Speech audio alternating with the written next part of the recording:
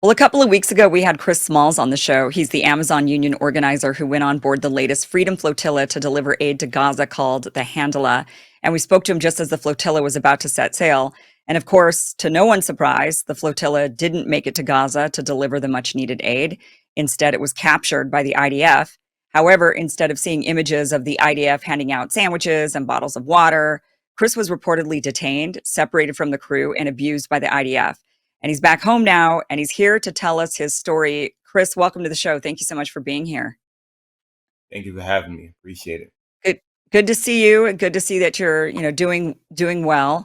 Um, what in the heck happened? First of all, I heard that the reason why we didn't get any footage, because the last couple of flotillas, we got footage when the IDF raided the boats.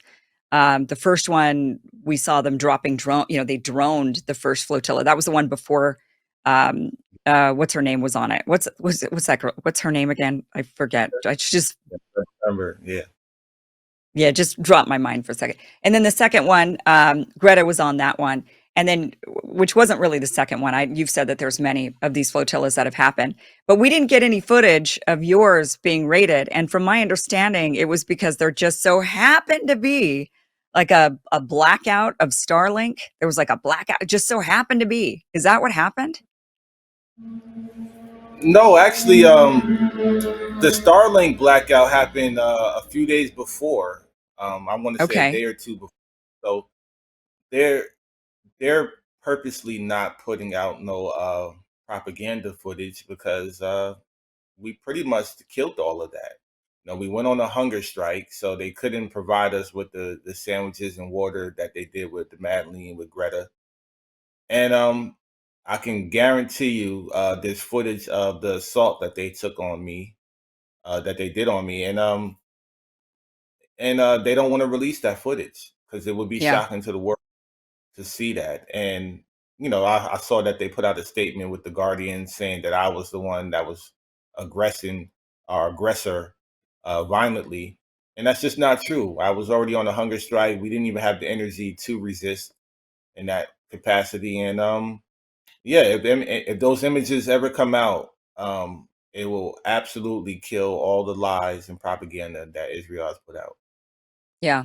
Okay, so let's start at the beginning. So you're saying that your internet went out. Starlink went out the day before. So did you not have internet from that point forward? No, no, no. We were already back up and running hours. We Oh, were you live were. streaming. We were live streaming all the way up until the point of interception when they pulled the cameras down. You can actually see it. Oh, they pulled the cameras down, so that's why. Okay. So they wised up, I guess, this time around. They were like, okay, this time we don't want this to be televised or live streamed all over the internet. Every flotilla they cut communications up way before anybody can really see. What we Yeah. do though, we have a land team that has a satellite phone. We have a live stream going at the same time, but the cameras that are physically on the ship, so they have to physically pull those down. But if they have an Hmm. opportunity to cut our Wi-Fi, they definitely would do it beforehand. Yeah. Okay. So they come on board. What was that like? Tell us what that experience was like. They announced that they're coming on board. We have to be detained, so we have to sit there with our hands up. 21 of us with our hands up on deck. It's a really small fishing vessel. It's not really the size that people think it is. It's not really big. And yeah, we had to pretty much shelter in place until the morning. We had to ride with them for 12 hours uncomfortably, um, sleeping or laying down on deck. And that was pretty much what happened throughout the night. They were trying to once again get these propaganda shots. They came on with a camera crew, trying to take pictures and photos, but because we were on a hunger strike, they couldn't do that.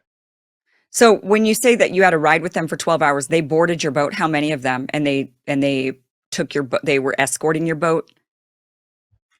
They took over the ship. They were operating it. It was Okay. dozens of them. I don't know how many. It was really hard to keep track because they kept coming in waves. But they surrounded the boat. It might have been, from what I remember, the crew yelling out. There might have been about 6 vessels surrounding the boat, even more, maybe a dozen. and they would come on about 10 to 12 at a time. They would just swap in and out throughout the night, and take over the boat, keep control over the boat. Mhm. How far away were you from Gaza when they intercepted you? Oh, it's been the furthest we made it in years. It was the closest we ever got. We were less than 60 miles. Hmm. We would have made it to Gaza by 3 a.m. that morning, by Sunday morning, 3 a.m., 3, 4 a.m. It's just so weird. Why don't they just let the boats make it to Gaza? I mean, what is their why are they stopping these boats, right? I mean, what do you think their logic is? Did they tell you when they detained you, like, look, we couldn't let your boat make it to Gaza because, and then what was the because? No, no, they would never give an explanation. But the truth of the matter is, whatever is going on in Gaza, they do not want the world to see.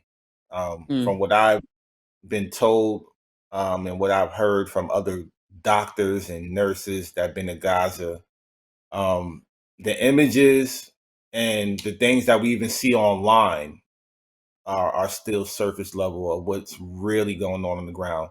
And I can only imagine the amount of death and destruction that is there. I can tell you from my own experience, um, that 100 miles away from shore, from Gaza, we were swarmed with flies. That comes from vermin, that comes from rodents, that come from decaying bodies. So I can only imagine what we would have saw had we made it. And yeah.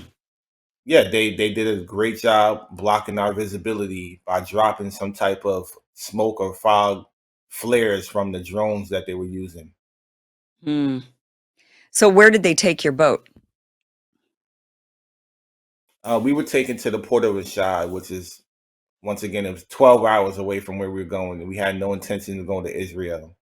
But that's where the boat is at, or confiscated, and who Where is knows, it? I have to look this up. Where is this exactly? the port of Rashad. Port of Ashad? Okay. Yeah. Let me just see where this is. So just so that I can kind of get a visual of how far this is from. So, okay. So it's north of the Gaza Strip, just a little bit north of Gaza. So in between Tel Aviv and Gaza is actually where this port of Ashdod is.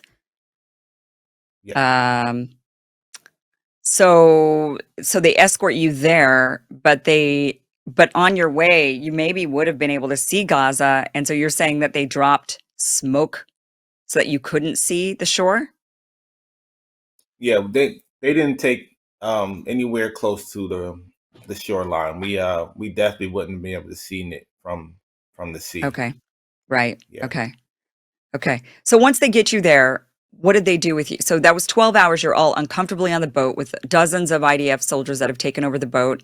Your boat is swarmed by IDF boats, right? And they take you Mhm. into port. What happens at that point? Now we're being transferred over to the immigration department. They call us off one by one, by country. They allow us to get our belongings from the boat, whatever that they allowed. Certain people weren't allowed to grab certain things, but um, that's when they transferred us over, and that's when I was assaulted by the immigration authorities, because they also had a camera crew there that was waiting to take some propaganda photos. They tried to get, you know, um, moments of rejoice or something like that, but we were chanting "Free Palestine," um, and I definitely was giving them a piece of my mind. I came all the way out there, and I'm letting them know that, as a taxpaying American citizen, that everybody should be ashamed because they're not doing anything notable by stopping this boat full of humanitarian aid. And Yeah. that's when the seven authorities attacked me. How did they attack you? What did they do? They threw me to the ground. They put their knee in my back. They twisted both my arms behind my back. Then they levitated me with three on each side, while one was pulling my hair and using my chains to choke me to the point where I couldn't breathe. Then they took me into a separate room. They threw me against the wall, face first, and they started saying some racist remarks, saying that they're the furthest thing from my brother, or they're nothing like me. And then they guarded me with five guards the entire time and kept me isolated from the rest of the crew. For how long? Hours. We got there 11. I want to say 11 in the morning, something around there, and throughout the entire day, pretty much until we were handed over to the prison guards. So it could have been about 5 hours or something like that, 4 or 5 hours. And the rest of the crew, they were all together and you were separated completely? Yeah, they were together for periods of times, but there were times where they were also separated to do their processing for deportation. So they were Okay. able to interact with each other at least. I wasn't. Yeah. And then they handed you over to the prison? Yep. Yeah. I mean, the guards were already there. The COs were already there. If you were going to prison, they take you right in the paddy wagon from there.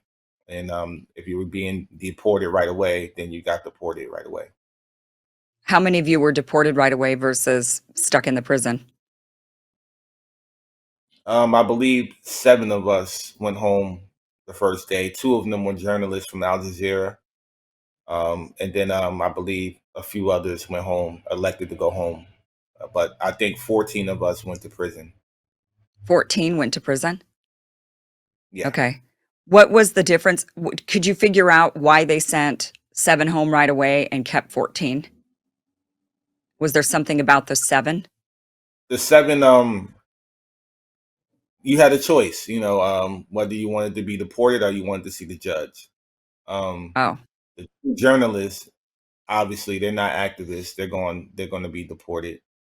And the other were, I think 2 of them were Israeli citizens, so they have a different legal process they have to go through with criminal court or something like that. And then the other 3 remaining, they elected to go home to be deported right away. okay. And so were you one of the 14 that decided to stay? Yeah, yeah, absolutely. I mean, I knew I wanted to stay and see the judge. Yeah, Okay. How long were you then in prison before you saw the judge? we saw the judge the next day, um, on Monday. The problem is, we had to wait till the judgment came back, which was the end of the day. But they had the opportunity to send people home right away. The next day, it didn't really matter whether the judge, they just rubber stamped deportation anyway. Wasn't like it was a Yeah. real, um, like we had a trial. There was chance for us to give our testimony, but it didn't matter. Especially even with my assault, it didn't matter. They were going to deport us anyway. So did you when you saw the judge, I mean, did you get to say, like, "You guys are committing genocide. This is why I'm here, and you should be ashamed"? Yeah, yeah, we had really good lawyers, legal representation. We had a really good case. Once again, we had no intentions on coming to Israel. Kidnapped us and brought us to Israel against our will. They don't have any jurisdiction on international waters. And the fact that we were already in Palestinian territory, we were less than 60 miles. They really don't have any jurisdiction, even under their fake maritime blockade, which they claim to be upholding. And Yeah, secondly, what we Go had ahead. our destination set for Egypt. When they kidnapped us, we were actually going to try to attempt to dock overnight in Egypt, which made our case even stronger because we did that on a public channel, which Israel has access to. So they knew that our intentions was to get a safe passage throughout the night. They didn't have no reason to come get us. Yeah. What is it that they charged you with then? Entering Israel illegally. That's Oh, just their okay. claim, even though that's not what we were Okay, doing. so right, so you presented all of which you weren't. I mean, clearly you weren't trying to get to Israel. You were going to Gaza, you were going to Egypt. I mean, right, that's what you guys had stated the entire time. You never stated you were going to Israel. So they don't have a case. So then did you win in court? Like how I mean, obviously they're going to deport you anyway, but was the judge not able to, convict you on these charges? Well, this is why they are an apartheid state because I have no clue. We never were told the judgment. We never were told any information after we saw the judge. I don't even know till this day whether I'm banned or not. but I believe from the past missions that I have a 99-year ban or a 100-year ban from Israel. But we didn't break any laws, so I'm not really too sure. I do know what I want to do as an individual, though. I want to try to take them on legally through the ICC if I could. Okay. How are you what are you going to take them on? What are you gonna what are you gonna pursue? Well, I definitely want like I said, there's definitely evidence of their assault on me. There was witnesses. Um, there were plenty of cameras there, and they stole some items. They stole items from all of us. So we have to somehow collectively um, figure out what Right. they took from everybody. But I have my evidence. I have my proof. They took some electronics that I could still track, and I tracked it the other day, and I know it's still over there in Israel. Which electronics? Like a My cell headphones. phone or No, oh, no, like they took my Apple headphones. mm, Um, they threw away. Took half of my luggage, so half of my clothes are still over there or yeah. wherever they are. If they have them. Why do you think they targeted you? Why do you think they singled you out? Well, definitely. I said this already previously that I've never felt that amount of hatred, racism, and bigotry in my 37 years in America, as much as I Really? felt it elsewhere. There's no way people can tell me otherwise that Palestinians can live peacefully among authorities like that. And yeah, it's definitely because of the color of my skin. It was no coincidence that I was one of the last to leave. And they wanted to not only physically torture me but psychologically as well. They lied to us every day. They raided us. They made us strip naked. They weaponized food against us, knowing we were on a hunger strike. And when everybody else left, except for me and my brother Hatem, who's also a person of color, he's Arab. Um, they didn't even come check on us. They didn't even come into our cell for over 24 hours. They didn't provide us Wow. with any water. So they definitely wanted to send a strong message. And even with my deportation, they gave me one of the craziest layovers ever to get back home to the U.S. But thankfully, I was able to change that as well. So you were one of the last to leave Yep, yep. Everybody else went home before I did. before you and the Arab person. Hmm. Wow. Um, yeah. So how long were you detained in total? 5 days. 5 days. And you Yep. didn't eat the whole time? No, I didn't eat. No, I was on the hunger strike from half a day before we got kidnapped. Yeah. Um, Now what? I mean, what do you think? I still don't understand why they're intercepting these flotillas. Like, wouldn't it be better for their narrative if they just, because in their mind, they're kind of saying things, at least what they say publicly, is they say, like, well, we're protecting them because if they get there, Hamas is going to hurt them. And it's like, well, why don't you just let, I mean, it would help your narrative if that's true, right? If the flotilla gets there and Hamas hurts these humanitarian workers, but we haven't had reports of Hamas hurting humanitarian workers, the many That- hundreds of humanitarian workers in Gaza.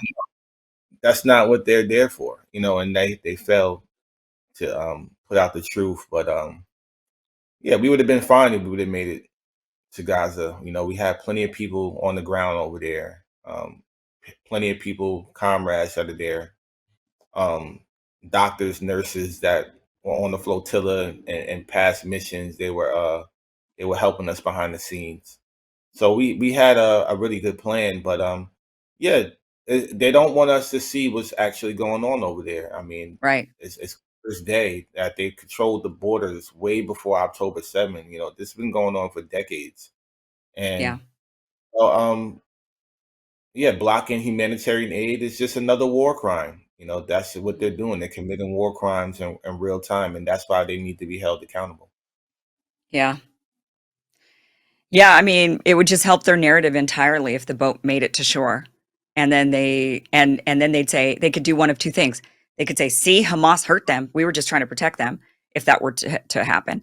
Or if the aid just was distributed, they could just say, "See, we don't blockade. We're not committing genocide." But they don't do that, and they think that this helps them somehow to intercept these flotillas, to incarcerate you for 5 days, to abuse you, to spew racist remarks at you. I mean, it's because you're right. That to them, the only reason why they would do that is because that's better than what you would see and broadcast if you got to the shore. To them, it's a better alternative to incarcerate you and beat you. I mean, that's how bad it is there. It must be. Oh yeah, yeah. I can only imagine. I can't really fathom what the Palestinian people are going through. Even though I experienced what I did, it's still only a fraction of what they're going through. And I can tell you, as I mentioned, there's been zero, if not any, footage from our mission from Israel's side. I wonder why.